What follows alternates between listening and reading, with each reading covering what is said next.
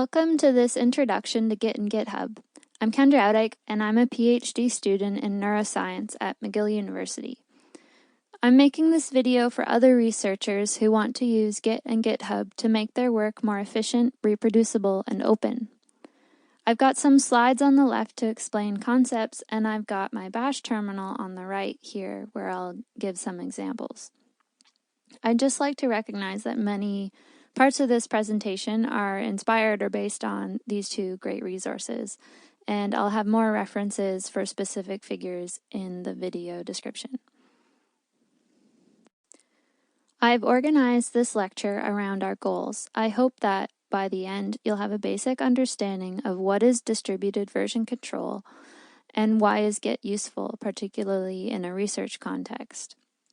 I also hope you'll know where to start, if not every command, to track your own work with Git and share your work and collaborate on GitHub.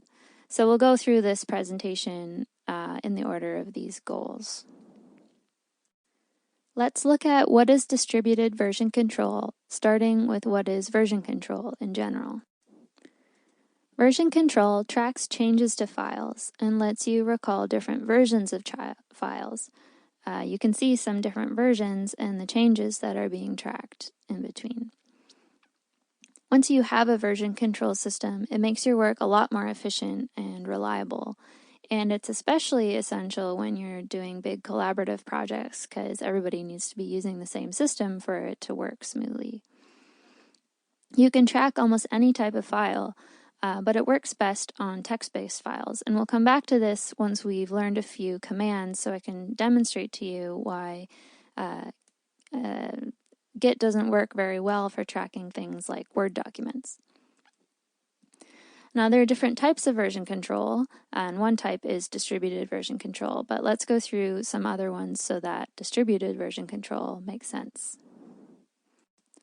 In local version control, you have a version database on your computer here, and you check out a file to work on still on your computer, and then you store the changes back in the database, making a new version.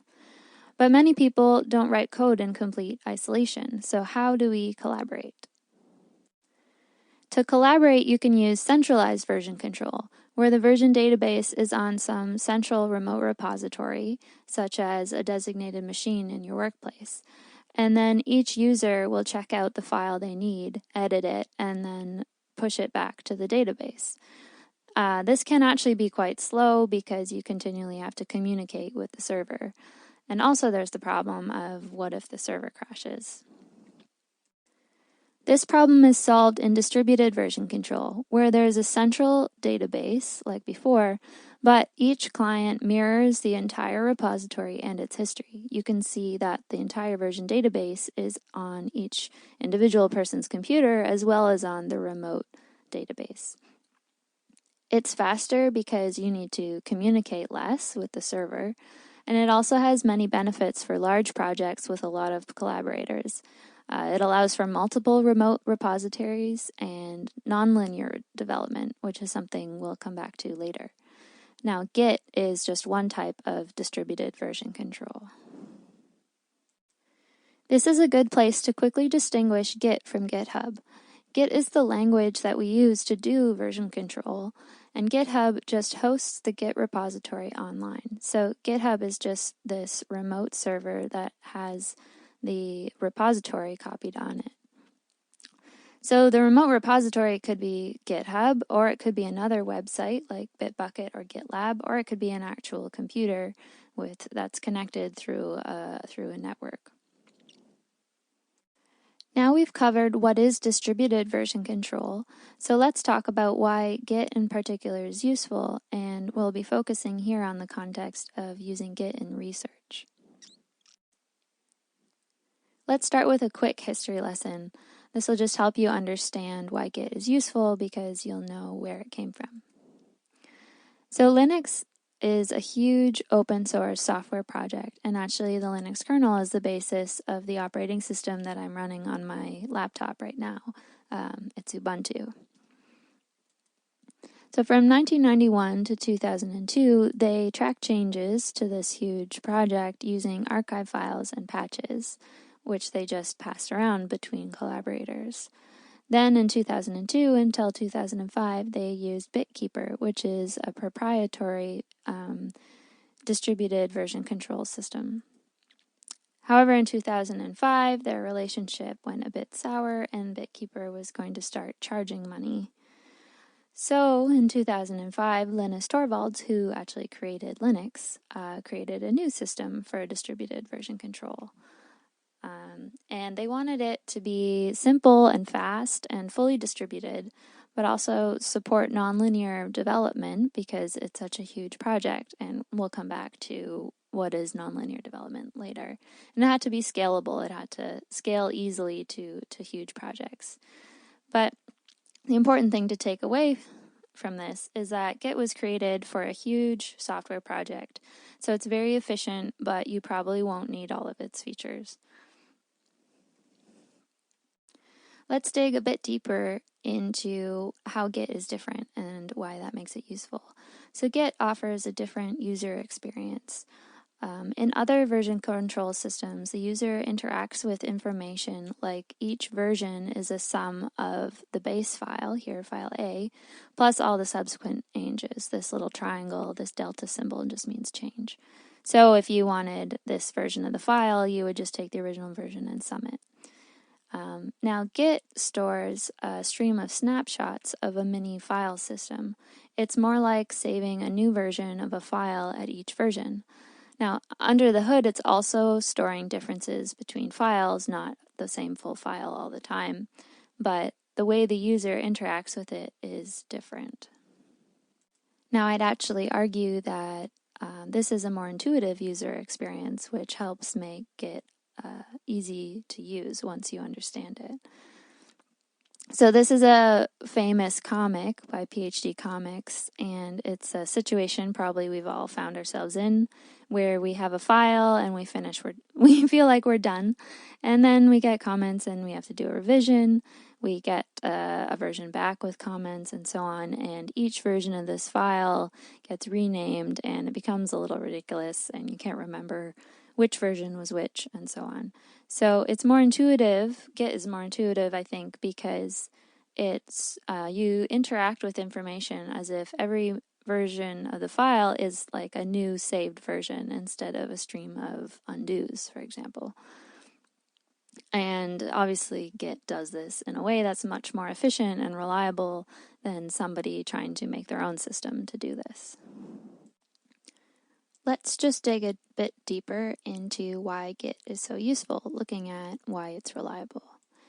Unlike some other systems, it doesn't rely on file names to keep track of files. This would be problematic if, say, we change the name of the file.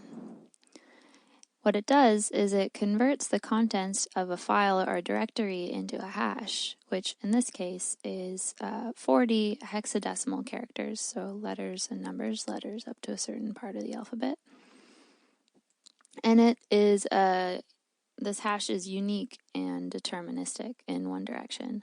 So the same contents of a file or a directory will always be converted into the same hash.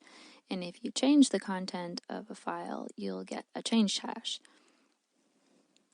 I'm just going to give a quick example of how this works because I know it can be pretty confusing. So if I do ls, over here in my terminal, you can see I have this file called file.txt. I'm just going to open it in Visual Studio Code here, and you'll see that it just says hello world. So let's see what the hash would be for this file with its given contents. So I'm going to do sha1sum. This isn't a git command, it's just the kind of command that Git uses in order to make this type of hash.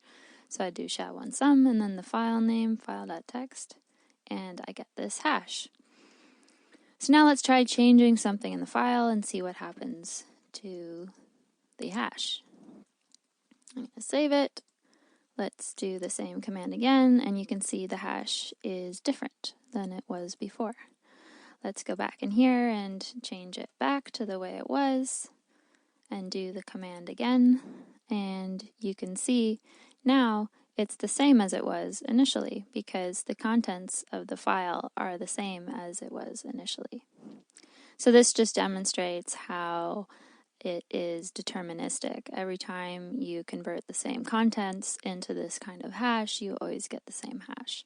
So this is how, Git is so reliable in the way that it tracks things. Another demonstration of why Git is useful is just looking at how many people use it. So most developers use Git for version control. There's this survey done by Stack Overflow with many responses over some recent years. And this is a list of different version control systems, and you can see that Git is by far the most commonly used system. So if you're going to do version control, and especially if you're going to collaborate, it's best to learn Git because it's so commonly used. But you might say, Kendra, we're not developers, we are researchers. It's, is it really worth it for me to learn this? Well, are we not developers? If you're doing analyses, you probably write code or you use some kind of graphical user interface where you press buttons for research, and even the GUI, the graphical user interface, is based on code. So we're using code to do our research. And we hopefully want to do our research in a way that is open, reproducible, and collaborative. And I would ask you, do you have your own system that does this? I certainly do not. Not for lack of trying. In my master's, I did try to make my own system, and it was a disaster. So let me just remind you of this comic we looked at before. A lot of the systems we try to make for ourselves for keeping track of versions are not very efficient and not very reliable. Science, after all, aspires to be distributed, open-source knowledge development. This is one of my favorite quotes, and it's from this lecture by Richard McElreath called Science as Amateur Software Development, where he talks about how a lot of our goals in academia and in research are similar to goals in software development, but we don't get comprehensive training on the tools we need in order to do our job well, basically. So another incentive, if you want to do your job well as a scientist, it's important to have some kind of reliable way of tracking and sharing your work. So now we've covered why is Git useful, and I hope I've convinced you that it is useful, even in research. And now let's talk about how to track your own work with Git.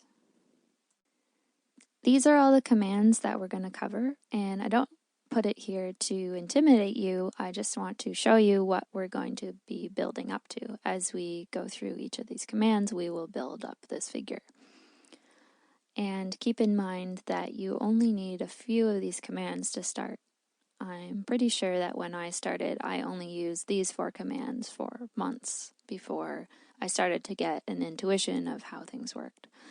So all these other commands you can actually just look up when you need it. So just keep that in mind if you start to feel overwhelmed. First, let's talk about how to get help.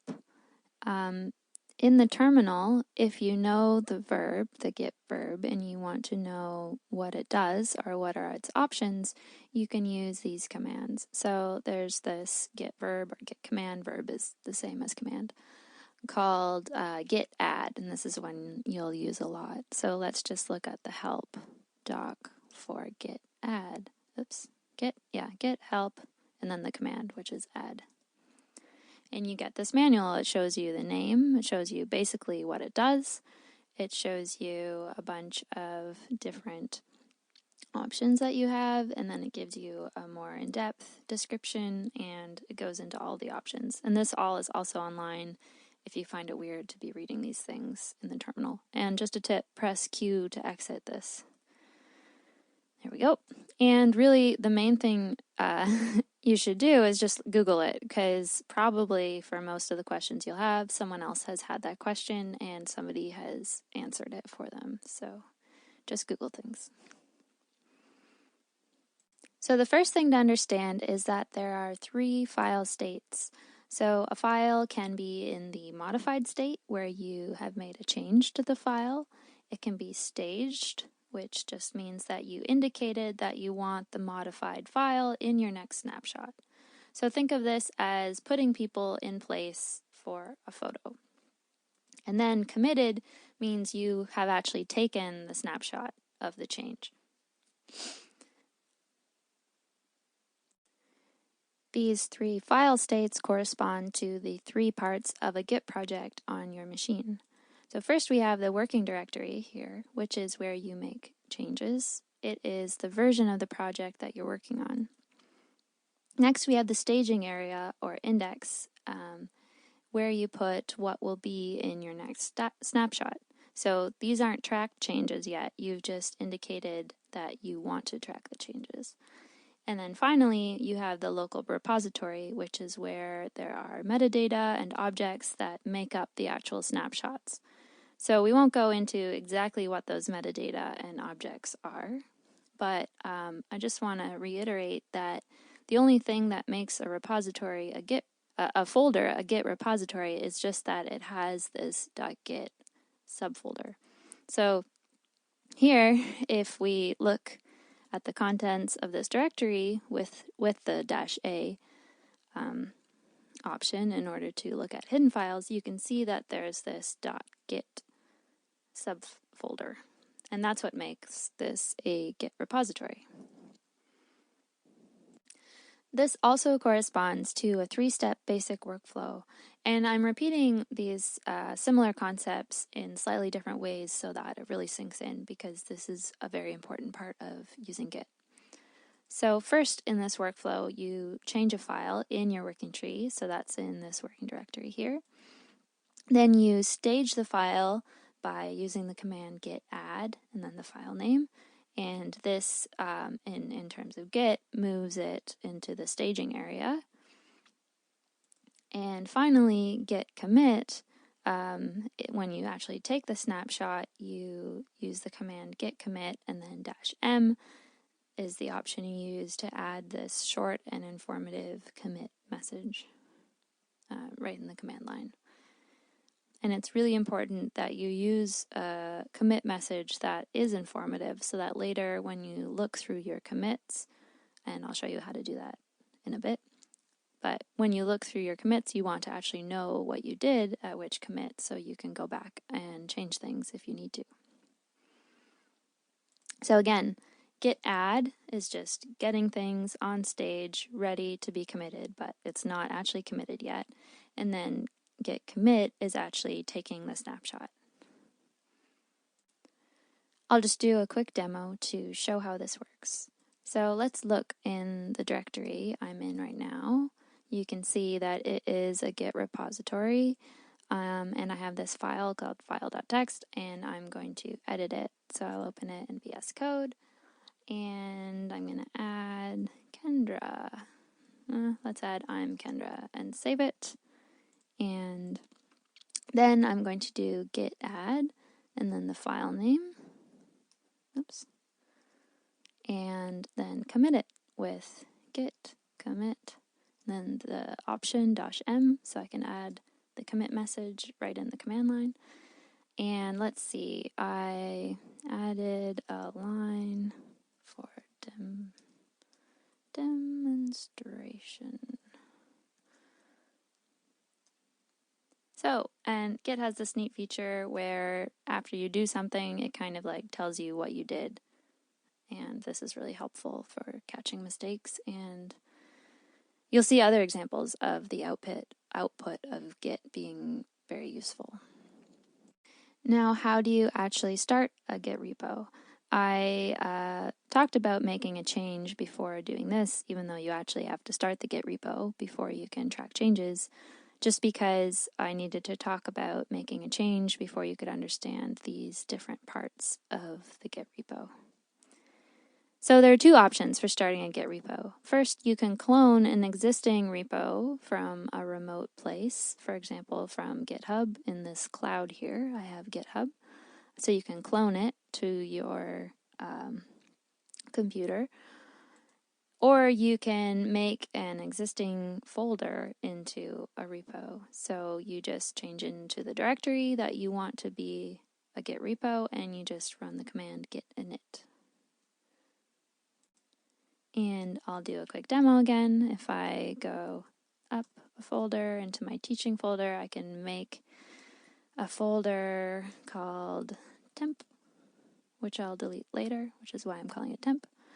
And I'm going to change directories into it. And then if I do ls-a, you see there's nothing in it. This is just kind of shortcuts for the current directory and the parent directory, but there's essentially nothing in it. And then I do git init, and then I look at what is in it, and you can see now it has this .git folder. And again, Git kind of tells you what you did after you did it, which is really nice.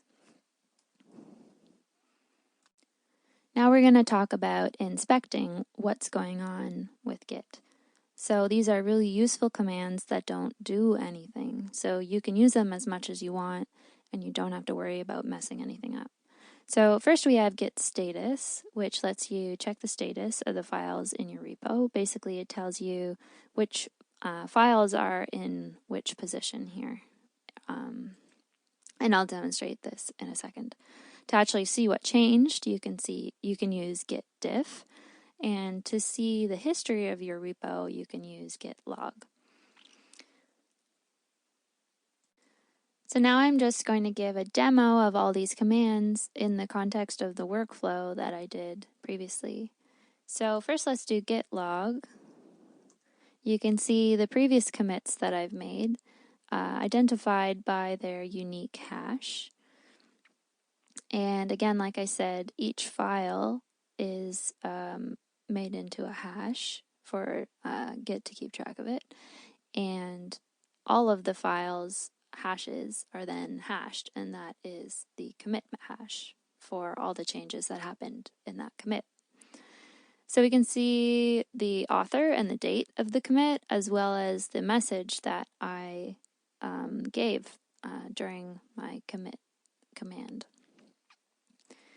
And let's do git status now. This shows you the status of the repo. So it tells you we're on the branch called master. We'll talk more about branches later. But it tells you essentially there is nothing to commit. The working tree is clean. There are no changes here. There are no differences between this working directory and what's been tracked in the local repo. Now let's make a change and see how git status gives different output. So looking in our directory, you can see we have this file. Let's open it.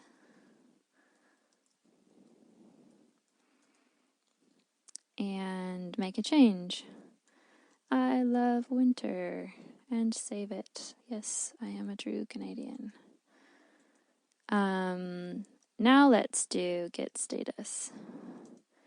You can see now that again, we're on this branch, and there are changes that have not been staged yet for commit.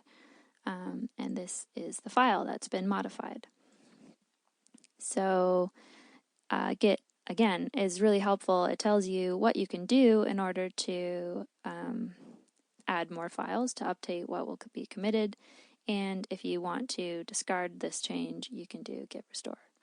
But we'll talk more about undoing things later. So let's commit it, or add it. Yes, we have not added it yet. We will use git add in order to stage the change.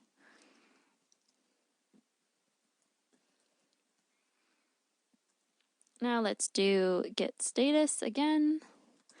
And now you can see it's green, and it says that it's listed under changes to be committed. That means it's ready to be committed. If we had done a commit at this point, nothing would have happened because there were no files ready to be committed.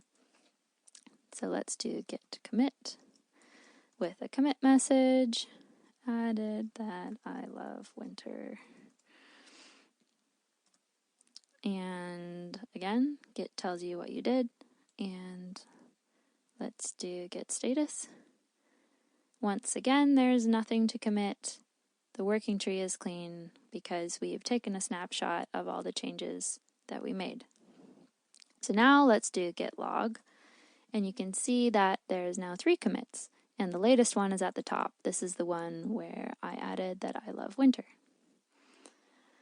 And that is basically how you can use these commands. And again, really when I started, I used git add, git commit, and one more that I'll talk about called git push and git status. And those were the 4 that I used for months without worrying about the other ones. So don't get overwhelmed. Now we know enough commands to demonstrate how Git is not so suited for tracking things like documents, like Word documents or open document format documents, and how it's better suited to tracking things like text files. So in my current directory here, I have 2 files.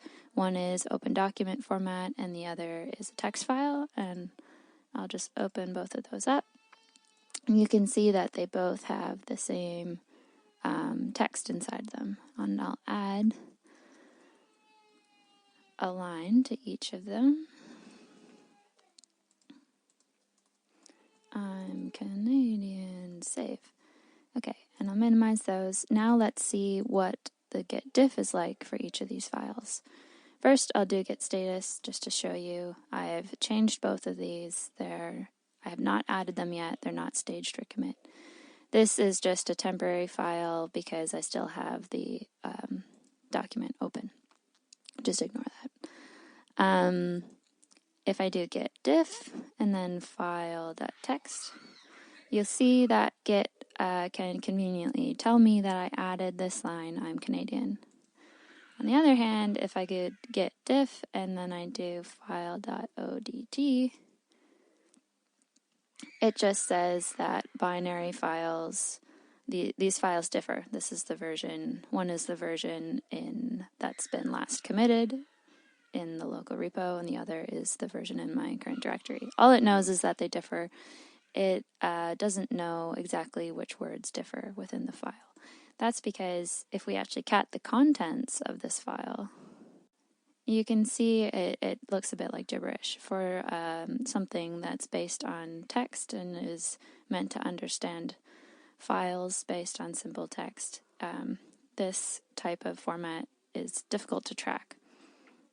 Whereas if I cat the contents of the file .text, you can see it understands what's going on, and it just gives me the contents that I'm expecting. So this is just to re-emphasize that Git isn't ideal for tracking things like Word documents. Let's go over some common undoing goals, some common reasons why you'd want to undo something. So first, if you want to unmodify a file, you can do git restore and then the file, or git checkout -- and then the file. So that's when something's been modified in your directory, it hasn't been staged, has not been committed, you just want to undo the changes. Basically, you're restoring the file to the last snapshot. So another thing you might want to do is unstage a file. Say you've already done git add and you want to unstage it. You can do git restore -- staged or git reset head and then the file. And an important difference is when you unmodify a file, obviously you're undoing the changes in your working directory, so you're losing information. But if you unstage something, you're just going to stop Git from being ready to commit it. So you still have the changes here. That's why I marked this in red. It's a little more dangerous. Say you forgot a file in the last commit. You can do git add the file. So you add the file so it's staged and ready to be committed.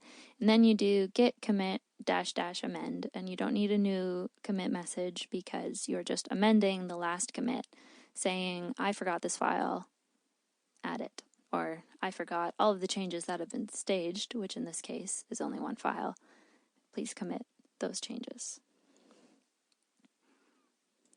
And finally, if you want to just undo the last commit, you can do git reset and then head and this little tilde, and this will undo the last commit. If you want to completely delete the last commit, you're just going to add the option -- hard. So quick little demo here, and I'm going to go through this a bit faster without explaining everything because we've done it a few times. I'm going to open the file we've been working on. I'm going to add another line and save it, and then do git status. You can see that it's not staged for commit right now. I'm going to unmodify it with git restore file. And if I look at it again, you can see that what the change I'd made is now gone. So let's just put that change in there again. Save it. Git status. We're in the same position as before, but now let's git add it.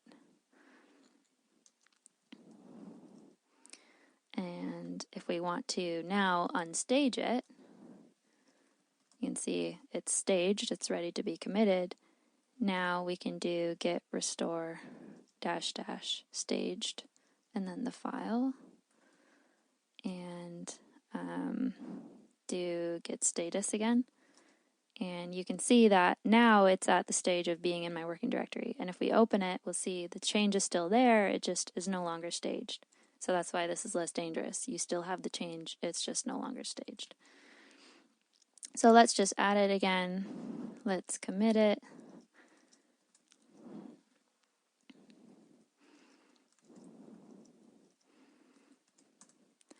And if I do git log, you can see now I have this additional commit.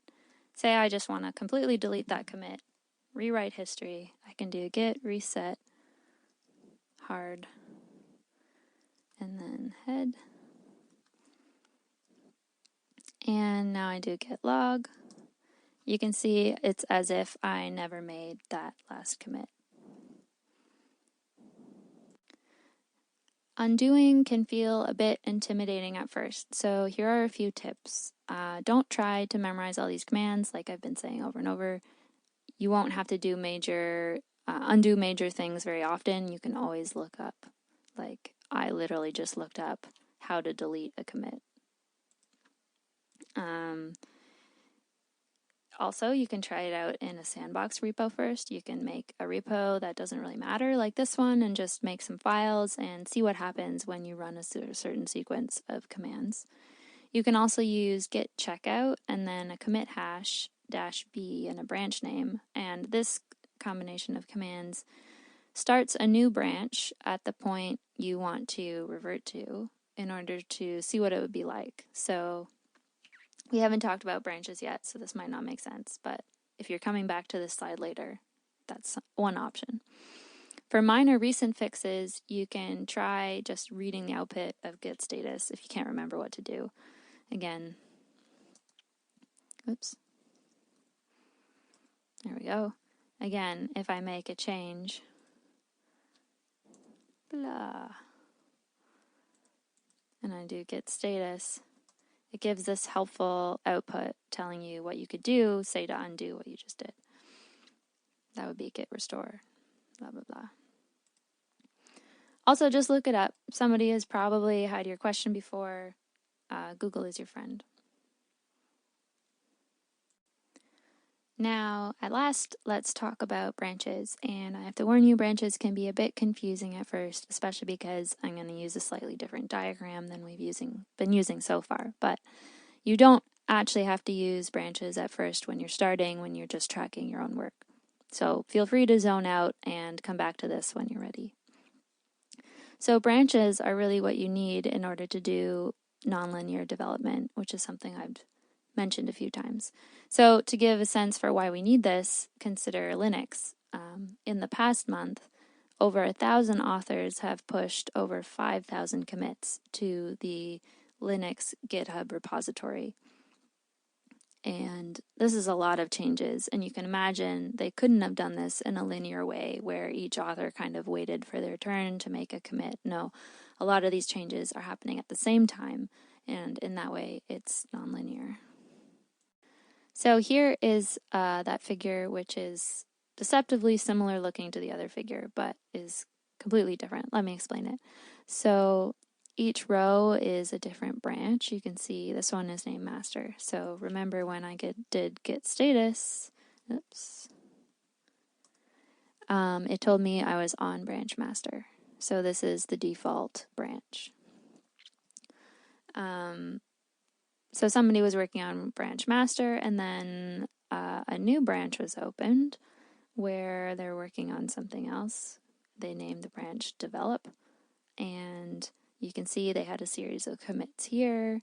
Then they merged into this other branch called release, and had 2 commits there, and then they merged back into master. So this is a great way to try something new, say develop a new feature, or try a new step in your code, and you can try it out without worrying about messing up this branch. And it's really important when you're collaborating, because say this was a software project, maybe it's like NiLearn, which is a popular neuroimaging software in Python. They want to make sure the master branch is always working, the main branch is always working, so that people using the software don't run into problems. But obviously they are going to be fixing bugs and developing new features, and they can do this on branches, make sure it works, and then merge it back into the master branch once they're sure that it works. And little tip, actually GitHub has a great way of viewing a project's network. Calling this a network, where each node is a commit here. So this is a GitHub repository that I was helping out with to create a tutorial for a conference a while ago. So if I go to Insights, and my internet is a little slow, I apologize, and then Network, you can see something really similar to this figure here, but for this particular repo. So this is the main branch, and Taylor was the principal maintainer, so he's just committing on master here. You can see all of his commits. And then here you can see I did a few things on a different branch, and then it was merged there. And here I did another thing, and then it was merged. Yeah, so that's a really great way of visualizing it. There's many ways of visualizing this. This is, in my experience, just the most convenient if you have a remote repo on GitHub. Now, just a quick clarification between branches and tags, because they're kind of similar, but used for different purposes. So a branch marks a line of development. Here it's a branch. For example, a new feature or a collaborator's contribution. A tag marks an important point in history. So these little boxes here are tags. They're like stickers that are just stuck on a point in history with an important identifier. For example, a software version. Now, what is it exactly? Just going into the underworkings a little bit. A branch is just a text file where the file name is the branch name, and the contents are just the commit hash for the latest commit in that branch. So in the master branch, the file would be called master, and the contents would be the commit hash for this commit, because that's the latest commit. For the tag, it's similar. The file name is the tag name, but the commit hash is always the commit for when the tag was created. So it always sticks with a certain commit. Now let's go into some commands that are useful for working with branches. First, to see which branch you're on, you can just use git branch. To start a new branch, you can do git branch and then the branch name. And to change branches, you just do git checkout and then the branch name. And then if you make changes and you want to merge it into another branch, you do git merge and then the branch name. So you make sure you're on, for example, the master branch. And then if you want to merge release into master, you do git merge release. Now we'll do a quick demo. If I do git branch here, it only lists one branch, because I only have one branch in this repository at the moment, and it tells me that I'm on the branch master. If I start a new branch, let's say I want to start a new branch, or I'm going to start talking about desserts in that file. I'll call the branch desserts. And now if I do git branch, you can see it lists 2 branches, and I'm still on branch master. That's marked with a star, and it's in green. So now to change branches, I do git checkout desserts. Now it tells me what I did, and it, if I do git branch again, it'll tell me that now I'm on desserts. Yay! So let's do git status. There was this change that I made. I think I just added blah. Let's just get rid of those changes because they weren't important. So right now it's in the modified state of the working directory. It hasn't been staged. So let's just do git restore file.txt. And now that's gone. So you might think I could have just backspaced it, but I'm just demonstrating once you've made more complicated changes, it'll be harder to remember exactly what you changed. So it's useful to see this command once in a while. So now let's add something. I'm going to add some of my favorite desserts. I like cookies, ice cream, oops, and spekulas. Save. I guess spekulas is a kind of cookie, but whatever. Git status. You can see now I'm on branch desserts. I have a change that's not staged. Let's add it, which means I'm staging it. Add file.txt. Let's do git status just to see. Now it's ready to be committed. Git commit added favorite desserts.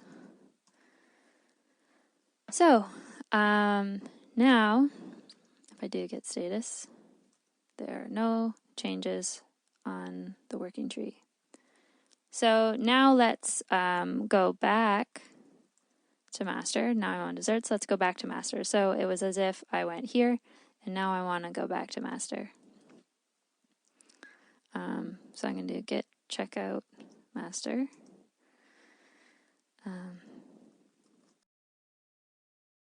Now we're on master. So you can see those desserts are not here because I added them on a different branch. So now let's merge the desserts branch into master. Git merge desserts. Okay, so now it's telling me what it changed, which is super helpful. It added some lines and erased some lines. Let's see what happened. Now it's in the state that it was in the other branch because I merged them together. If I do git log, you can see it's part of my log here on master and part of the log for desserts.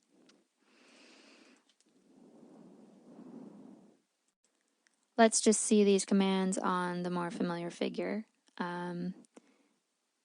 Branch and checkout just add a new branch and move to a branch. It's a little less intuitive on this figure what it actually does, but just for completeness, I added it here. Now back to our goals. Hopefully you have an idea of how to track your own work with Git. And now we'll move on to how to share your work and collaborate on GitHub. Let's talk about remotes. You've seen this figure already before, and I might have mentioned the word remote a few times. A remote is just a version of the repository. It's a copy of the repository that's in a remote location. So this remote repository could be on a server computer, it could be online on GitHub, Bitbucket, or GitLab. And again, it's just a remote copy of the local repository, and all of the collaborators check into this remote repo. With Git, you can also have, or with distributed version control, you can have multiple remotes. Say you could have one on a computer in your office for the people you work with immediately, but you could also have a remote repo on GitHub where you share your work with other people. And you can have this hierarchical setup. There are lots of possibilities with distributed version control.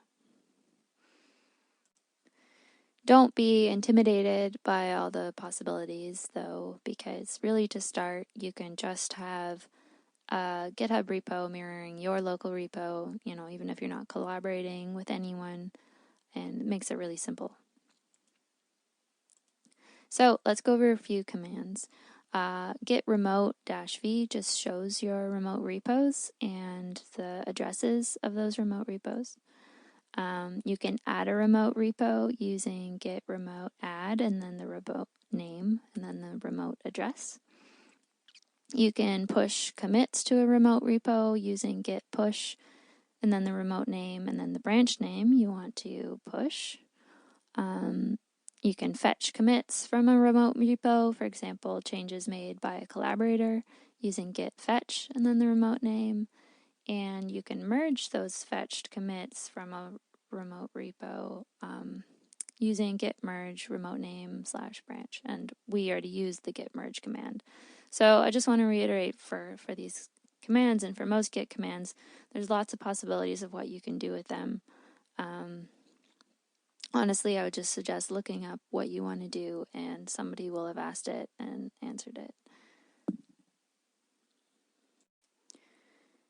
Here we can see those commands on the familiar figure that we've been using, and I'll talk about them as I demonstrate how to use them. So first, if we want to link our local repository, mine is called Git Sandbox, a repository on GitHub, what I would do if I already had the repo on my computer is I would go to my GitHub account and I would click on repositories.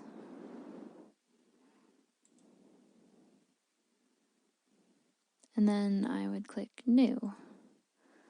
And for simplicity's sake, I'm going to name it the same thing as my initial repository, Git Sandbox.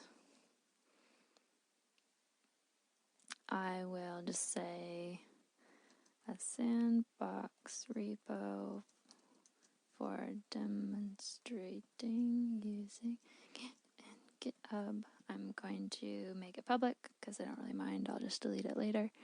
And an important thing is not to add any of these files. Helpfully here it says skip this step if you're importing an existing repository.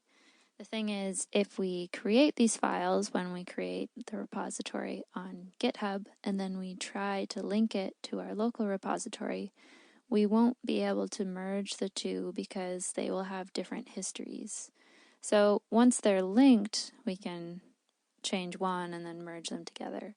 But initially, they have to have the same history. So for now, we want to make an empty repository. So leave all these empty and then click Create Repository.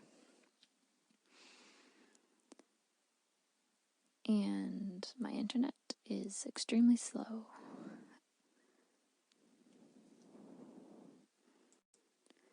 This brings us to this page here. And what we're going to do is push an existing repository from the command line.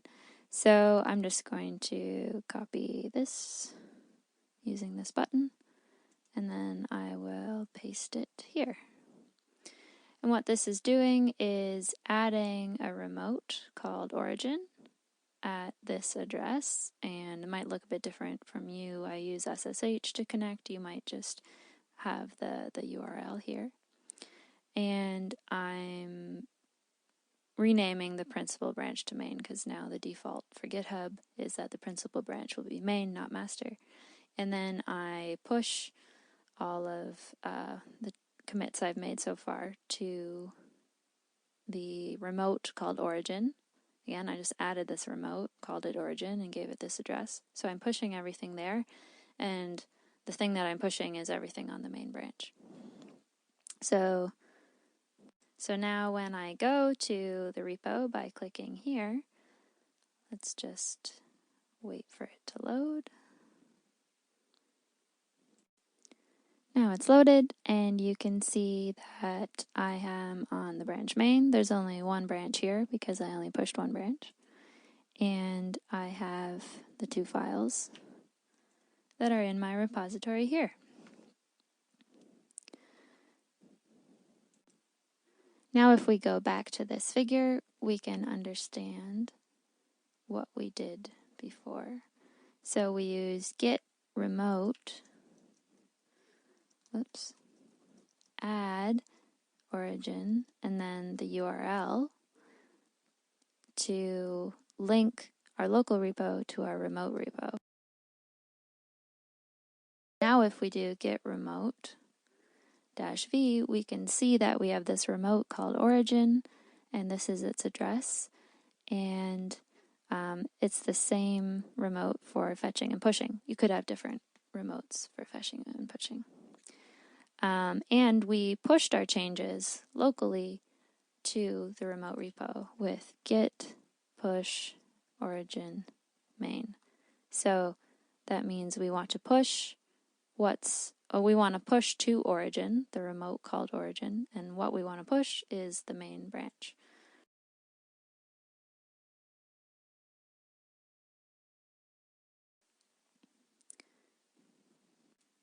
Now let's talk about collaborating and contributing on GitHub, which is really what remotes are good for. Well, they're good for just sharing your work as well, but they're great for collaborating. So first of all, forks. A fork is like a clone, but on GitHub. Most collaborators on a project will have their own fork where they work. So there will be the main repository, and then every collaborator will have their own fork, and they'll push their work to that fork.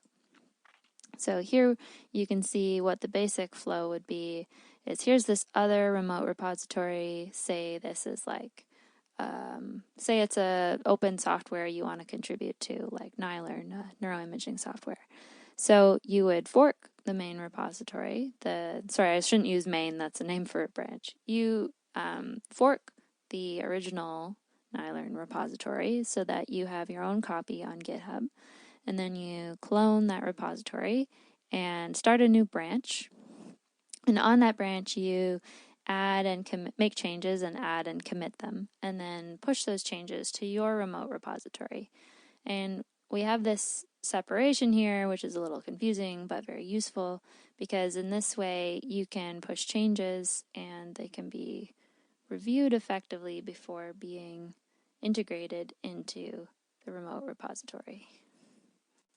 And the way that you will have those changes reviewed is through pull requests. So what you do is you push your commits to your own fork, and then you open a pull request. This allows the project maintainers to review your code or whatever it is you're pushing, make suggestions or edits, and decide whether or not to merge it into the original repository. So here we have this additional step here of a pull request. So once again, you fork the repository, clone it to your computer, start your own branch, do changes, add, commit, and push changes, and then open a pull request. Now the way that you'll find a problem to work on or let the maintainers know what problem you're working on is with an issue. So issues can be used to report problems, even on repositories that you're not collaborating on. Say you're using a software and you run into a problem, you can report it with an issue, and I'll show you what an issue is in a moment. You can also use an issue to propose some new feature on a software package or like on a project you're collaborating on.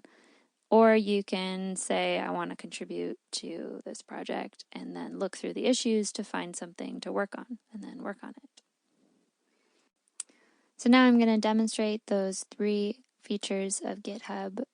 Those features, again, were forking to make a copy of a remote repo on your own GitHub account. Pull requests, where you want to ask the original remote repo, hey, do you want to incorporate these changes that I made? And issues, which are what you use to find things to work on or propose things to work on. So let's, as an example, go to the GitHub page for Nylearn. which is a package that does machine learning for imaging, neuroimaging in Python. So say I want to contribute to Nylearn. What I'm going to do is make a fork. Now I've already made a fork, so let's just go to my fork. But if you hadn't made a fork, it would create it and then bring you to the fork, just like this. So now I'm on my fork, and I can tell because it has this symbol here saying it's a fork, and it tells me where it is forked from. So that's how forking works. So a next step could be to find something to work on. And to do that, I would go to the main repository, the original repository. And if this is my first time, I would first look for a file called contributing, where I'd find the guidelines for how to contribute to this particular package. Then I would go to issues and find an issue to work on. So each of these is an issue. They've been given labels to kind of help categorize issues. So say you wanted to fix a bug, you could look for the label bug. And these are all things that people are reporting as needing fixing. Or say you don't actually want to work on code, you could search for documentation. Maybe there's some problems with the documentation that you can do. Like here it's saying this is not clear. So maybe you can clarify the docs. A good first place to start is with the label good first issue. This is, good first issue. Oh, see, now I have all three checked. There we go. So you can look for combos of labels as I just inadvertently demonstrated. So now I'm just looking for the label good first issue. And these are all issues people have marked as being good for newcomers. And say I want to work on plotting. This looks promising. Somebody summarized what the issue is about in the title. They give a little more details here. People are commenting on it and having a discussion. And you would read the discussion basically to see is someone already looking on this. You can also look for assignees if someone has been assigned to work on it.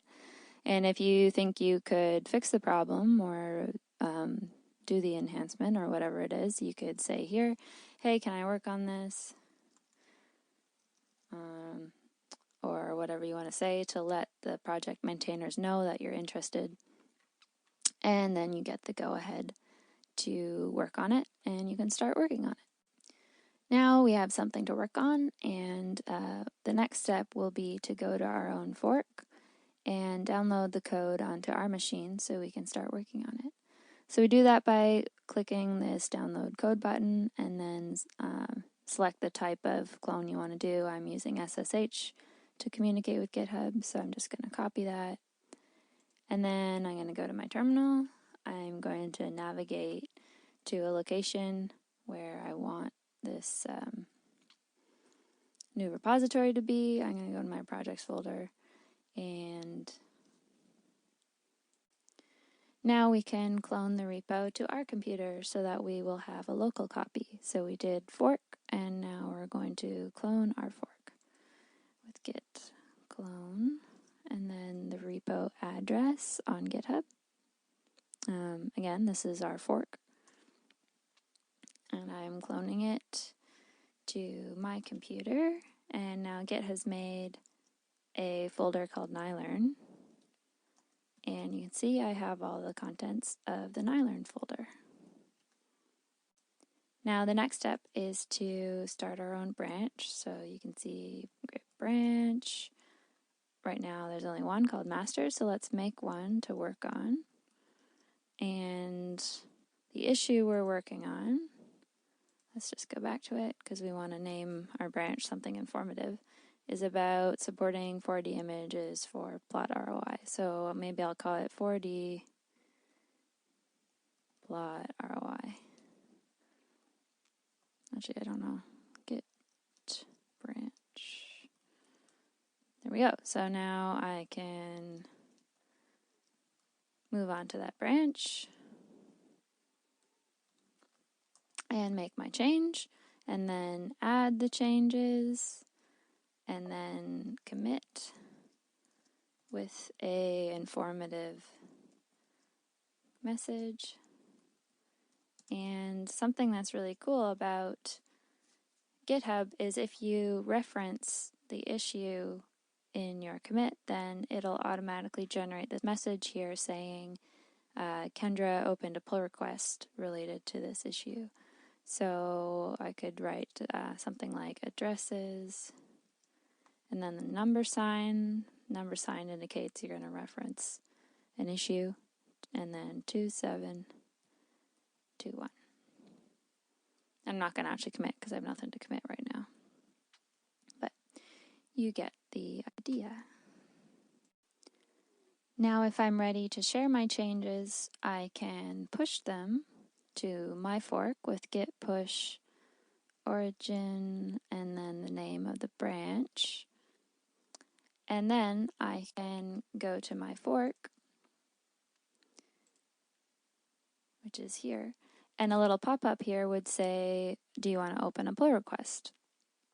And I would say yes, and then the maintainers of the project would be notified, and there would be a message here saying somebody opened a pull request related to this issue. Now, if I want to get changes made by others, I can add another remote with the address from the original repo. So right now, if I go over here and look at the remotes that I have, you can see I just have origin, and that's the address of my fork. I can add another one, git remote add, and I'm going to call it upstream because that's the conventional name for the original repository. That's not my fork. And then I will just paste this here. Now when I do git remote -v again, you can see I have two different GitHub repositories that I can fetch from and push to. And what I would want to do is push to my fork and fetch from the upstream in order to contribute my changes and get changes from other people. So it's a little bit confusing. Don't worry if you don't understand it right away. It kind of sinks in once you've started to do it a few times. At some point when you're using Git, and especially if you're using GitHub, you'll probably run into merge conflicts. These happen when you're trying to merge two versions of the same file, for example, where the changes that have been made in those two versions are incompatible, so you have a conflict. Now to show this, I first want to show you how Git tracks differences so you can understand when this might happen. To do this, let's go back to our file and add something here. But I like swimming, and save it. Oops. There we go. Now if I do git diff, we're going to see that I added this line, but I like swimming. Let's add it.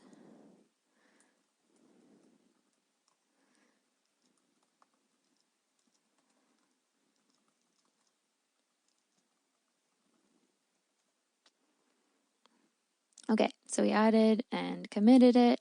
Now let's change it again, just a little bit on the same line, and save that. And now we're going to do git diff again. And you can see that it recorded, I just added one word, but it recorded it as if I deleted that line and added a new line with a lot at the end.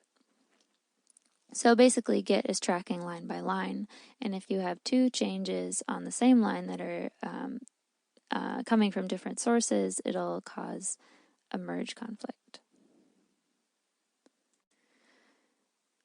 What if several people edit the same line of code? This could lead to a merge conflict, and someone would need to manually resolve it. In order to demonstrate this, I'm going to use a figure here and actually go through the steps here so you can really let it sink in when merge conflicts would occur. So here I'm on the branch main. I make a commit where I add a file called colors.txt, and the contents of the file are just the word red. So let's do that here. Let's check out which branch we're on. So git branch. I'm on the main branch. That's great. Now let's make a file. I'm just entering the name of my text editor and then the name of the file that I want to create. So this will create the file and open it in Virtual Studio Code. I'm going to enter the contents and save it. And then I am going to do git status just to show you. I have this file that's not yet tracked. Add colors. So now I am staging the change. Now if I do git status, you can see that I have changes that are ready to be committed. At this point, they were not staged, so I could not have committed the changes. Now I can commit them. Git commit with this message. I'm just going to make the commit messages for this colors file the contents, just so it's easy when we look through the log later to see which commits did what. So just red.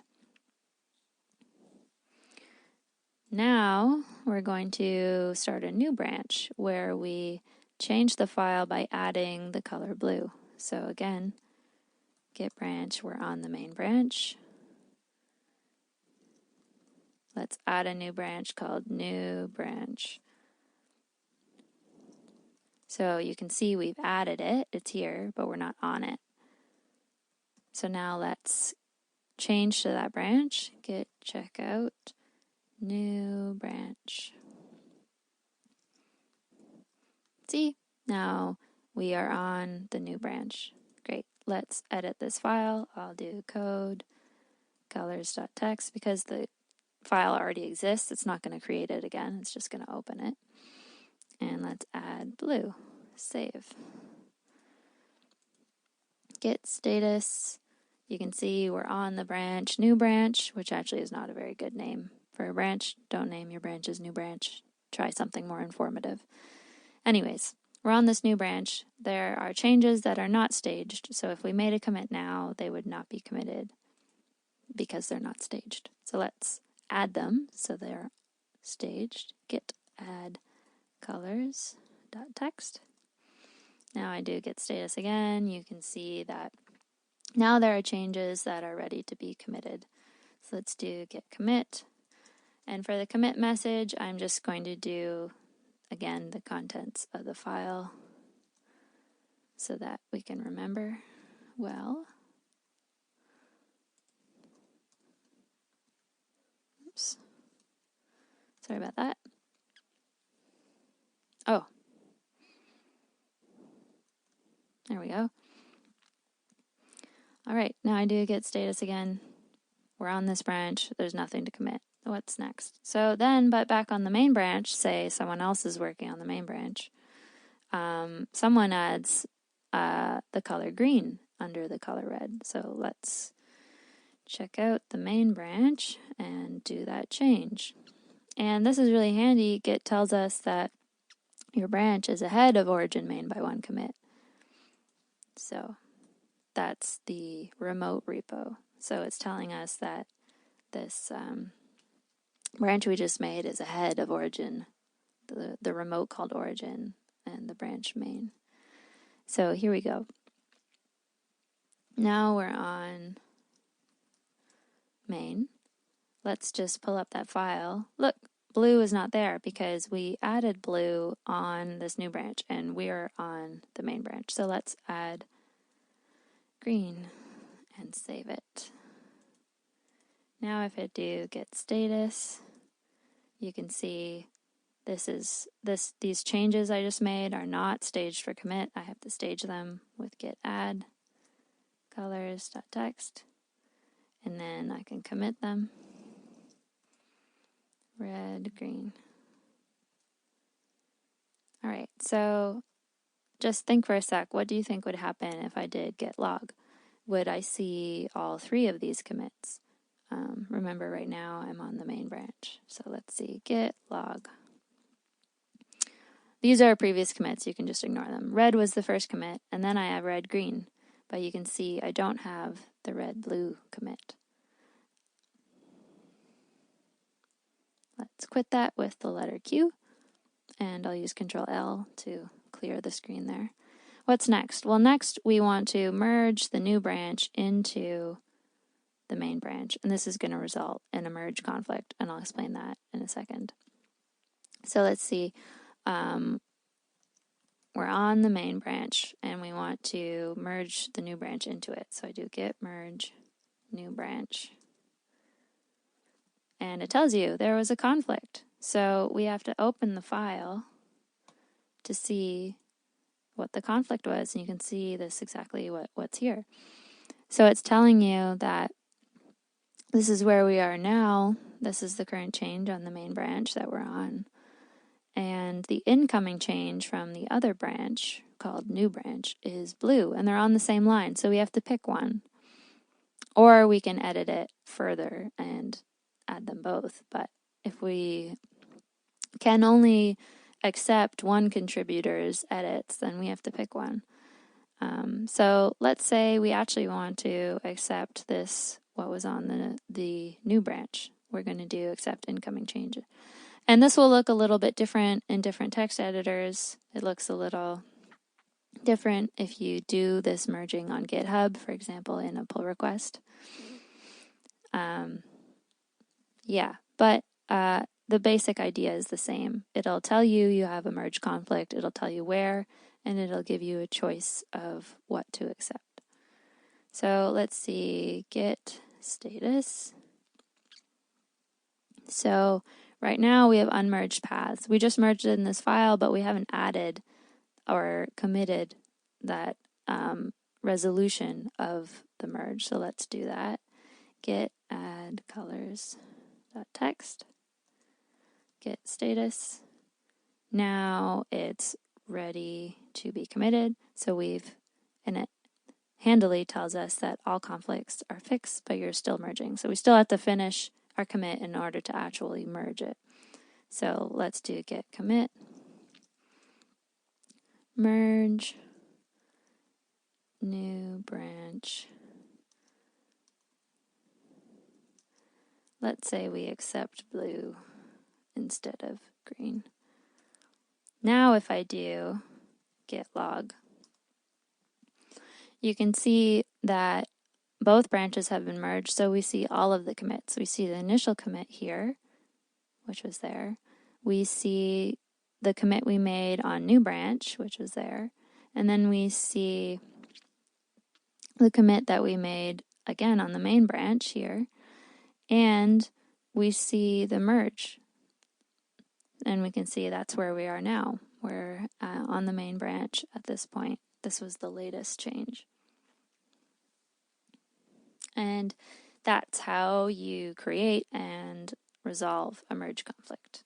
Not that you would want to create one, but if you see how to create it, then it'll help to avoid it or know how to resolve it. Now we come back to our goals. We've covered all of our goals, just now ending with how to share your work and collaborate on GitHub. And I just want to leave you with some final tips. Git can become really powerful with options. Most of the commands I showed in their basic format, or close to the very basic format. So if I just do git log, we see the standard format for the log.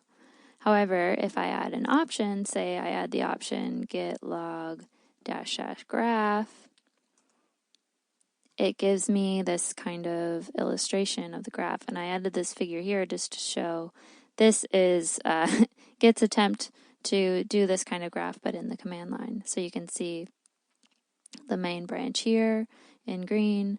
At this point, I made a new branch, and that's shown in red. And then I made another commit on the main branch here, and then I merged them there. And if I can customize it even more if I want by adding this pretty format option where I specify the format I want to see the information in. So I do git log pretty format, and then I give the format I want it in. First I want the hash, then I want a dash, then the author's name, then I want a comma, then I want the date, and then a colon, and then I want the commit message, and I want the graph. So you can see now it's a little more compact, a little easier to read, and gives the same information. And actually, you might be asking, how on earth will I remember that? You can set aliases for commands that you use a lot. So I made an alias for this called fancy log. So I added to my git config file this alias, which I called fancy log, and then in single quotes here I have the command that I want to be aliased as fancy log. So now when I do git fancy log, it shows me the same thing. So this is just to show you some possibilities as you start to work more with Git. You can learn more about the different options, and you can customize your workflow by using these aliases. So my final tip is pick a bite-size amount to start with. Everything else you can look up when you need it. I highly suggest just working on your own at first to get used to it. And really all you need is git add, commit, push, and status to kind of establish a basic workflow. When I started, I literally put these on a sticky note beside my computer because I was annoyed with always having to look them up. And really anything else you can just look up when you need it. And that is the end. I hope you've learned a lot.